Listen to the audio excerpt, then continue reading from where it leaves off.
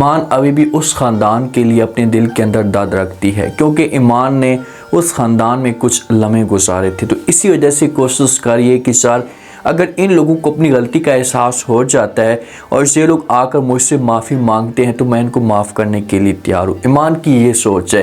ईमान के ऊपर तो तंज किया जा रहा है कि भाई ईमान की गलत सोच है और ईमान की अपनी गलतियों की वजह से इसके साथ ऐसा हुआ है, लेकिन ईमान की सोच पॉजिटिव है। हाँ, वहाँ पर जाकर ईमान ने कुछ ऐसी गलतियाँ की थी जिसकी वजह से ये सारा का सारा ख़ानदान ईमान के ऊपर हावी हो चुका था। अब नेक्स्ट आने वाली साथ में क्या होगा, क्योंकि तैमूर को ऐसा लगना शुरू हो चुका है कि ईमान जो है ना ये हमारे आसपास मौजूद है और ईमान के साथ कोई बंदा ऐसा है जो ईमान की सपोर्ट करने के लिए तैयार है। और ईमान के दिल में बिलाल के लिए भी जगह बनना शुरू हो चुकी है। क्या ईमान खुद जाकर बिलाल के साथ अपनी मोहब्बत का इजहार कर देगी? इस हिसाब से बिलाल ने ईमान की सपोर्ट की, हर मुश्किल वक्त में ईमान के काम आया। तो अगर इस जगह पर ईमान अकेली होती ना तो तैमूर जैसे कच्चा कच्चा खार जाता और आज ईमान जिंदा तक ना होती, ज़्यादा तैमूर के कंट्रोल में होती। आज अगर ईमान की सपोर्ट है या इसे किसी किस्म की कोई परेशानी नहीं है तो ये सिर्फ और सिर्फ बिलाल की वजह से है। बिलाल ने ईमान को ये बात कही थी कि भाई आपके साथ किसी किस्म का कोई मसला पेश आता है तो आपने मुझे ज़रूर बताना है। अब ईमान यूनिवर्सिटी के अंदर मौजूद होती है और अपने किए करते पे पछतारी होती है कि यार मुझे बिलाल के साथ बदतमीज़ी नहीं करनी चाहिए थी, उसे इस तरह की बातें नहीं सुनानी चाहिए थी।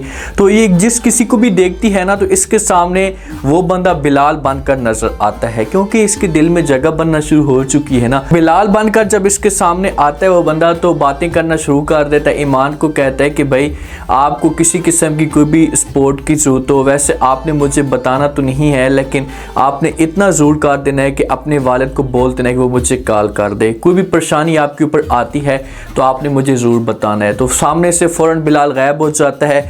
ईमान हैरान होकर देखना शुरू कर देती। अब मोबाइल भी निकालती कि यार किसी तरीके से बिलाल को कॉल की जाए। हो सकता है कि यूनिवर्सिटी के अंदर ईमान के लिए कोई ना कोई परेशानी ज़रूर खड़ी हो। अब ईमान वहाँ पर मौजूद होती है, अपना जो इसका टेस्ट होता है वो क्लियर करती है, वहाँ से जाने लगती है। तो अचानक से इसकी जो नज़र होती है ये आद के ऊपर पड़ती है।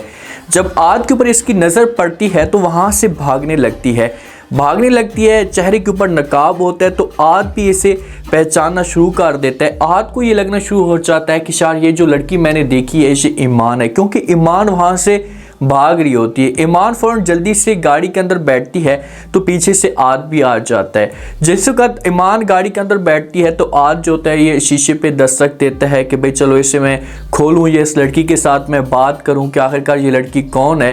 पीछे से रिदा की आवाज़ आ जाती है। जब रिदा की आवाज़ आती है जो आद की मंगेतर है, रिदा की आवाज़ आएगी, आद को आवाज़ देगी, आद के साथ बातें करना शुरू कर देगी।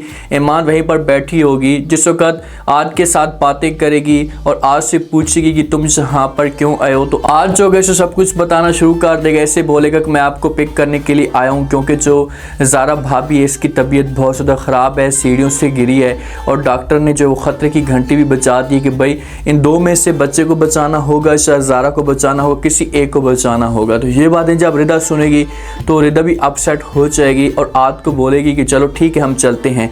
ईमान जिस वक्त ये बातें सुनेगी तो ईमान के दिल में एहसास तो है और उसने समझो कि ज़ारा के साथ अपना अच्छा वक्त भी गुजारा था। तो ईमान अब सोच में पड़ जाती है ईमान के साथ किसी भी तरीके से मैं ज़ारा के पास जाऊं, जाकर उसे देख लूं अपनी आंखों के सामने ताकि मेरे दिल को जो वो सुकून मिल सके। तो ईमान ऐसा करती है। जिस वक्त आद वाले जाते हैं ना, अब हो सकता है कि आज जो है वो रिदा कुछ भी बताए कि भाई इस हॉस्पिटल के अंदर वो एडमिट है। तो यहाँ से निकल पड़ते हैं। जो पीछे से ईमान भी होती है इसे इनके पीछे जाना शुरू कर देती है। वहाँ पर जाती है तो आद वाले जो होते हैं अंदर इंटर हो जाते हैं और बिलाल को भी ये सब कुछ पता चल जाता है। बिलाल को जिस वक्त सब कुछ पता चलता है तो बिलाल भी फ़ौरन उसी हॉस्पिटल के अंदर आ जाते हैं। तैमूर भी मौजूद होता है, आद वाले भी आ जाते हैं और बिलाल भी मौजूद होते हैं। साथ में हमारी प्यारी ईमान भी होती है।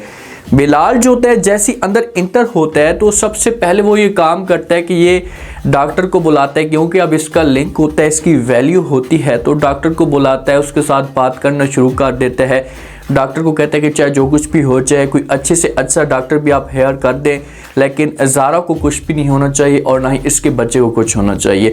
तो इसे इसकी ट्रीटमेंट जो होगी अच्छे तरीके से करना शुरू कर देंगे। जैसी आद होगा, लैला होगी, ये सारे के सारे माहौल देखेंगे कि भाई बिलाल आया हुआ है और बिलाल की वैल्यू बढ़ रही है, तो ये लोग इस मामले में बड़े परेशान होंगे कि भाई जिस बंदे को हम नौकर की हैसियत देते थे कि भाई ये नौकर है, आज इसकी हमारे सामने इतनी वैल्यू बनी हुई है, आखिरकार वजह क्या है। अब ये सब कुछ हैंडल करवाना शुरू कर देगा। अचानक इसकी जो नज़र होगी ये ईमान के ऊपर पड़ जाएगी। जब ईमान के ऊपर इसकी नज़र पड़ेगी, ईमान के पास आएगा, बात करना शुरू कर देगा, ईमान के ऊपर गुस्सा करेगा, ईमान को बोलेगा कि भाई तुम यहाँ पर क्या करने के लिए आई हो, अम्ब लेने के लिए आई हो। आगे से ईमान जो होगी इसे बताएगी बिलाल को और कहेगी कि भाई मैं ज़ारा भाभी को मिलना चाहती हूँ, उसे देखना चाहती हूँ क्योंकि मुझे इस मामले में पता चला है। तो बिलाल गुस्सा करेगा ईमान के ऊपर और बोलेगा कि भाई आपको मैंने बोला भी था कि आपने यहाँ पर नहीं आना, इस ख़ानदान के अंदर दोबारा आपने नहीं आना। अगर आपको तैमूर ने देख लिया तो पता है कि आपके साथ क्या होगा। और वैसे भी इस ख़ानदान के साथ अब आपका ताल्लुक़ क्या है, क्योंकि आपको कुछ भी नहीं मिला, सिर्फ और सिर्फ तकलीफ़ ही मिली थी। तो बेहतर यही होगा कि आप यहाँ से चली जाए और दोबारा यहाँ पर आने की कोशिश मत करना।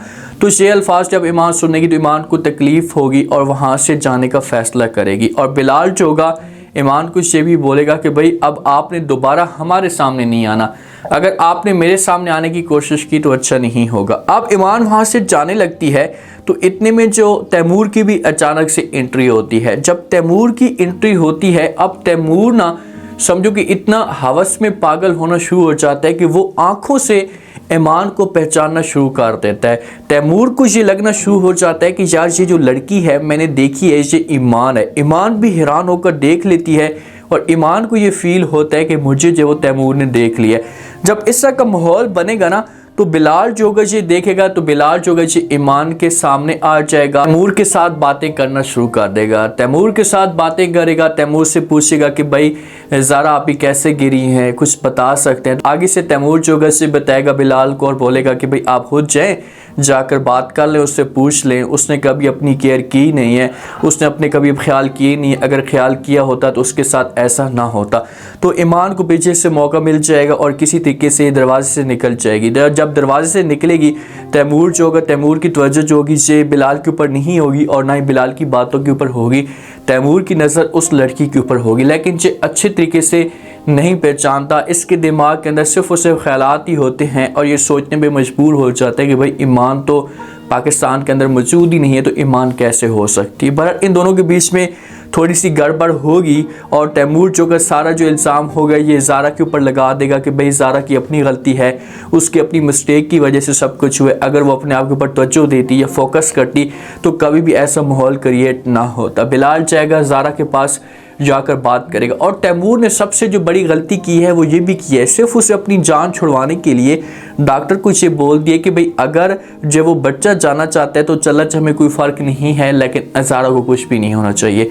ये बच्चे को वैसे भी इस दुनिया में नहीं आने देता, क्योंकि अगर बच्चा आ जाता है ना तो समझो कि जो एक बिलाल की तवज्जो होगी ये अपने बच्चे के ऊपर चली जाएगी और ईमान जो होगी ये पीछे रह जाएगी। तो इसी वजह से तैमूर जो होगा इसका कदम उठाएगा। अब तैमूर यूएसए जाने का फैसला करता है क्योंकि ईमान के पीछे अपने घर वालों को झूठ बोलता है और ये ईमान का पीछे करना चाहता है। और माँ को जब इस बात का पता चलता है तो माँ जो होती है ये समझाने की कोशिश करती है तैमूर को, इससे कहती कि भाई आप इस तरह का कदम मत उठाएं, अगर आप ऐसा काम करेंगे तो आपका जो वालिद होगा इसकी सपोर्ट कौन करेगा, कौन होगा इसके आसपास। तो फ़ौरन जवाब देते तैमूर अपनी माँ को कहता है कि भाई आज जो है आज देख लेगा सब कुछ, आज पापा के साथ मौजूद है तो किसी किस्म की कोई परेशानी नहीं होगी पापा को। तो माँ कहती कि भाई जब शेर के साथ शहजादे हों तो तभी वो जंगल का शिकार कर सकता है, ऐसे तो शेर कभी भी अपने मकसद में कामयाब नहीं होगा। तो तैमूर समझाने की कोशिश करेगा और कहेगा कि ऐसी कोई भी बात नहीं है, थोड़ा सा वक्त मुझे लगेगा और उसके बाद फिर मैं वापस आ जाऊँगा। तैमूर अपने बिजनेस के ऊपर,